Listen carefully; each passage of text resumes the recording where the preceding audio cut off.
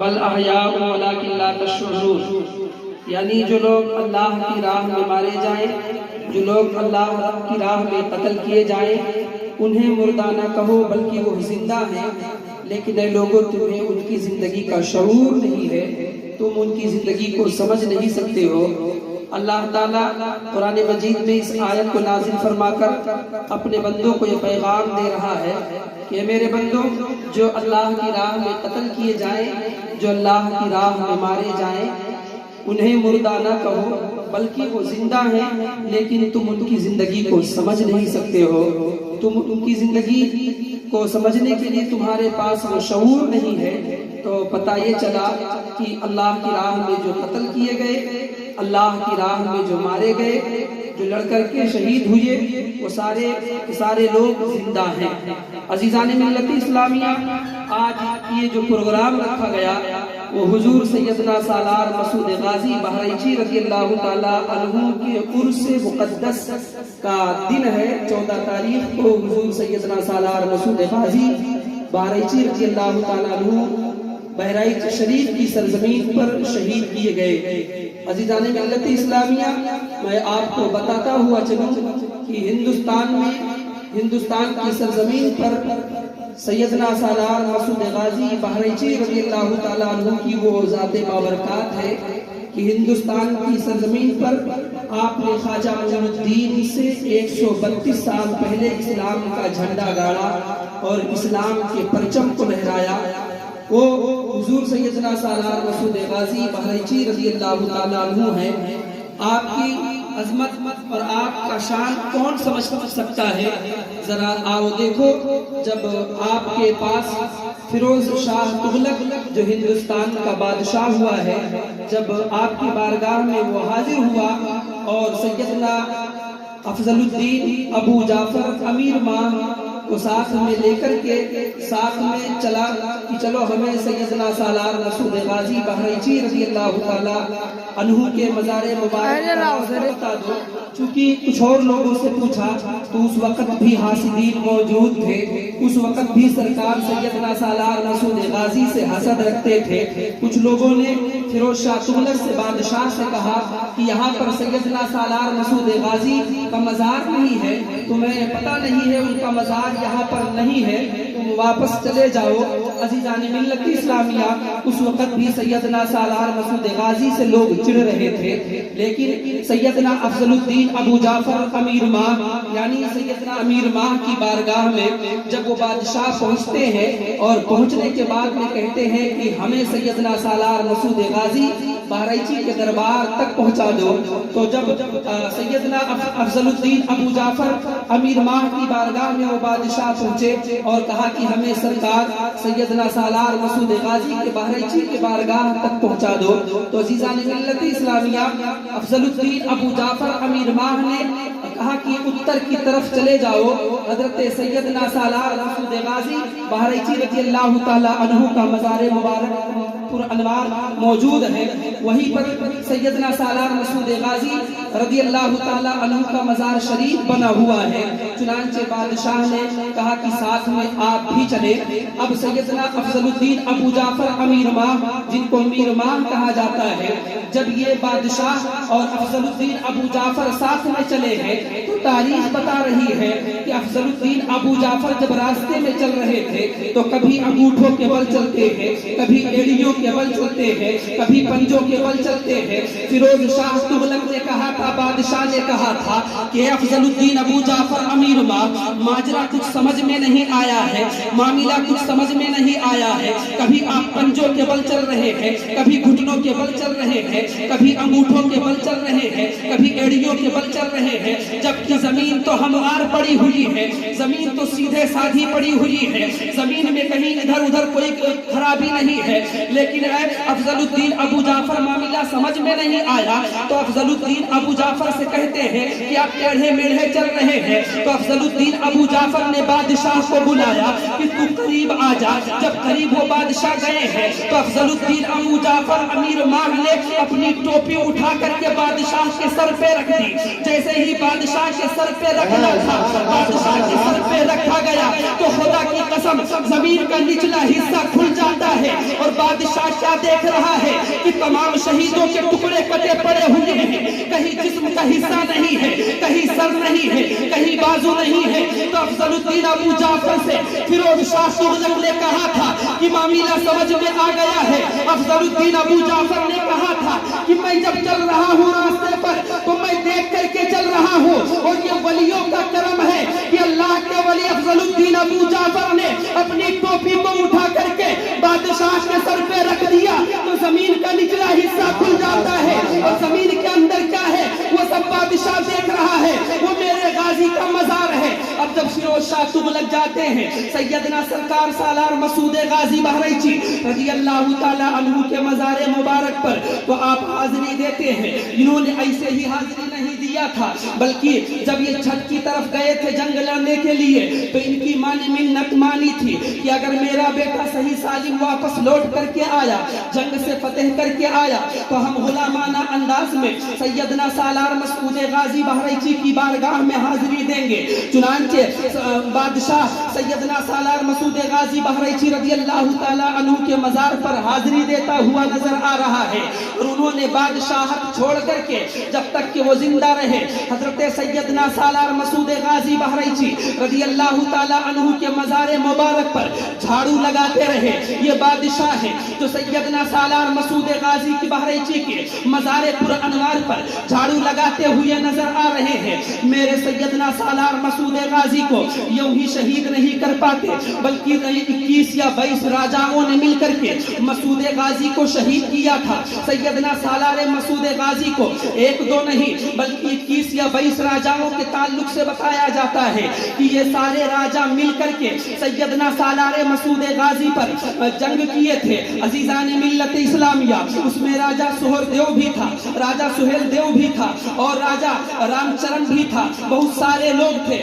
22 راجاؤں نے مل کر کے حملہ سیدنا سالار مسعود غازی پر کیا تھا۔ عزیزان ملت اسلامیہ، سیدنا سالار مسعود غازی کا وہ سلسلہ ہے، وہ خاندان نسب ہے کہ آپ حضرت علی کے بیٹے محمد بن حنفیہ سے جا کر ملتا ہے۔ سیدنا سالار مسعود غازی کا سلسلہ وہ آپ کا خاندان نسب ہے۔ میرے سالار مسعود غازی کو یوں ہی نہیں شہید کر پاتے تھے، بلکہ میرا مسعود غازی جس میدان میں اترتا تھا، جب اپنی تلواروں کو چلاتا تھا تو لوگوں کے سروں کو کاٹ کر کے رکھ دیا تھا۔ 18 سال کی عمر میں حضرت سیدنا سالار مسعود غازی کو بہرائچ کی سرزمین پر شہید کیا تھا ظالموں نے۔ بہرائچ کی سرزمین پر یہ ایسے نہیں شہید کر پائے تھے، بلکہ ان لوگوں نے چھل کیا تھا۔ جہاں پر آج سیدنا سالار مسعود غازی کا مزار پر انوار ہے، اسی میدان میں، اسی مہوے کے پیڑ کے نیچے جو میدان پڑا ہوا ہے، تمام میدانوں میں ان ظالموں نے راتوں رات کیلیں گاڑ دی تھی۔ کیلیں گاڑ کر کے ریت اس پر سے ڈال دیا تھا، ریت سے وہ کیلیں چھپ گئی تھی۔ لیکن آؤ ذرا دیکھتے ہوئے چلو، یہ راجاؤں کے جو سپاہی تھے وہ سب کے سب پیچھے ہٹتے چلے آ رہے تھے، لیکن حضرت سیدنا سالار مسعود غازی کے چاہنے والے، سیدنا سالار مسعود غازی کے ماننے والے جتنے بھی لوگ تھے، ان لوگوں کو تو معلوم نہیں تھا کہ اس میدان میں معاملہ کیا ہے۔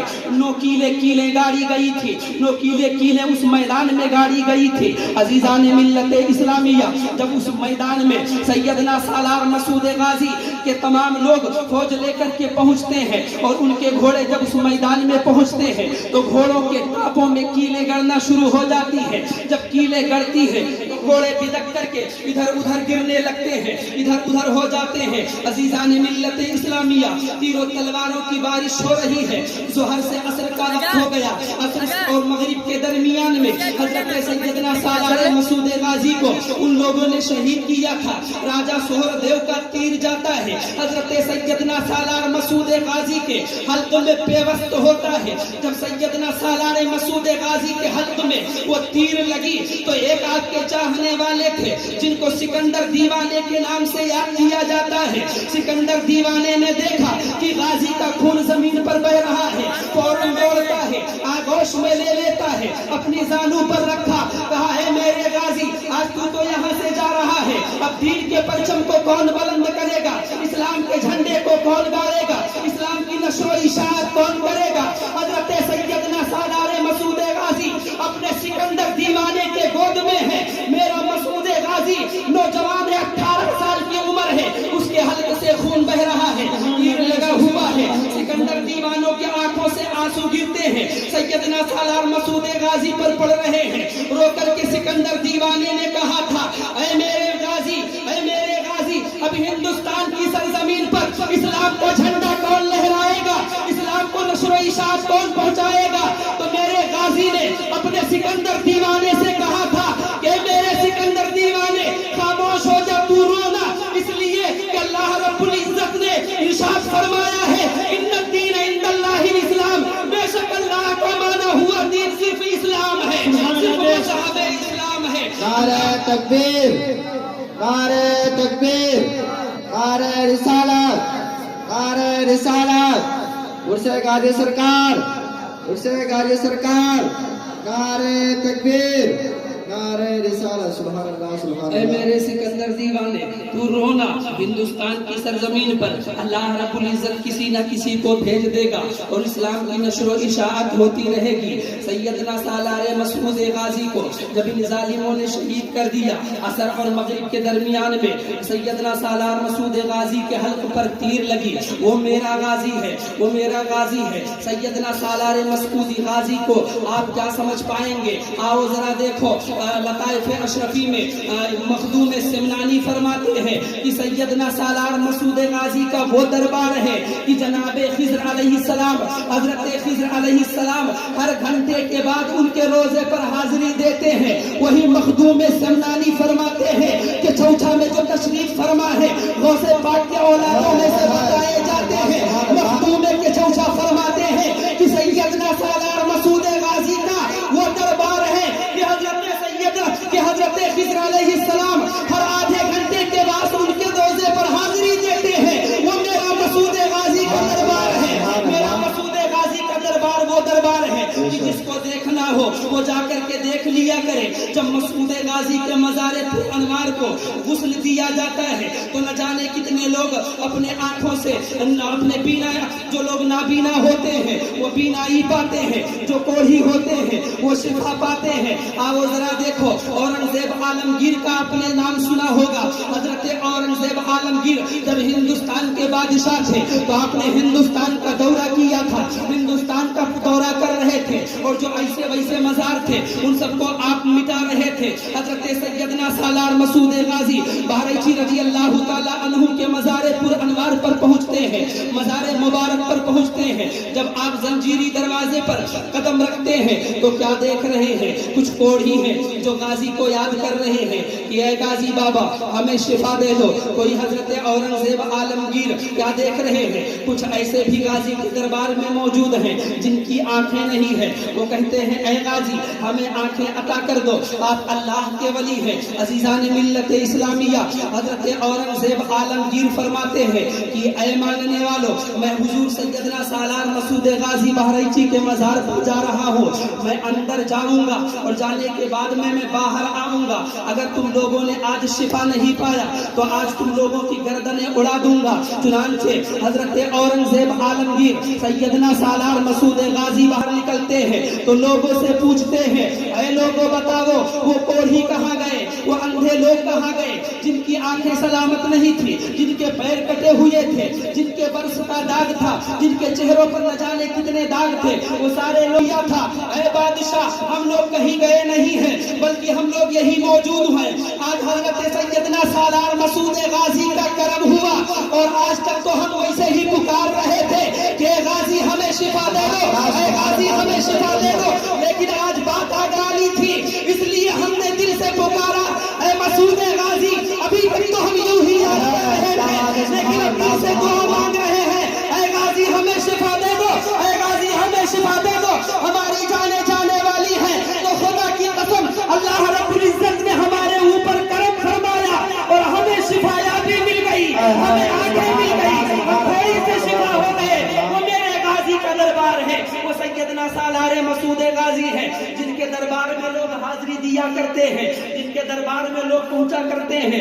آپ نے سنا ہوگا عزیزان ملت اسلامیہ، آپ ذرا توجہ فرمائے، میرے غازی کا وہ دربار ہے کہ جب آپ کے عرس کا ٹائم آتا تھا، عرس مقدس ہوتا تھا، تو زیادہ دور جانے کی ضرورت نہیں ہے، بلکہ آؤ چلتے ہیں بارہ بنکی کی سرزمین پر جہاں پر مسولی شریف ہے، وہیں پر آپ کے ایک چاہنے والے ہیں، وہیں پر ایک اللہ کے نیک بندے تشریف فرما ہے، حضرت سید عبد الرزاق شاہ رحمت اللہ تعالی علیہ، جو باسا شریف میں رہتے ہیں. باسا شریف کے عبد الرزاق شاہ رحمت اللہ تعالی علیہ، ان کا ایک نائی تھا جو بال بنایا کرتا تھا، ان کا ایک حجام تھا وہ ان کے بالوں کو بناتا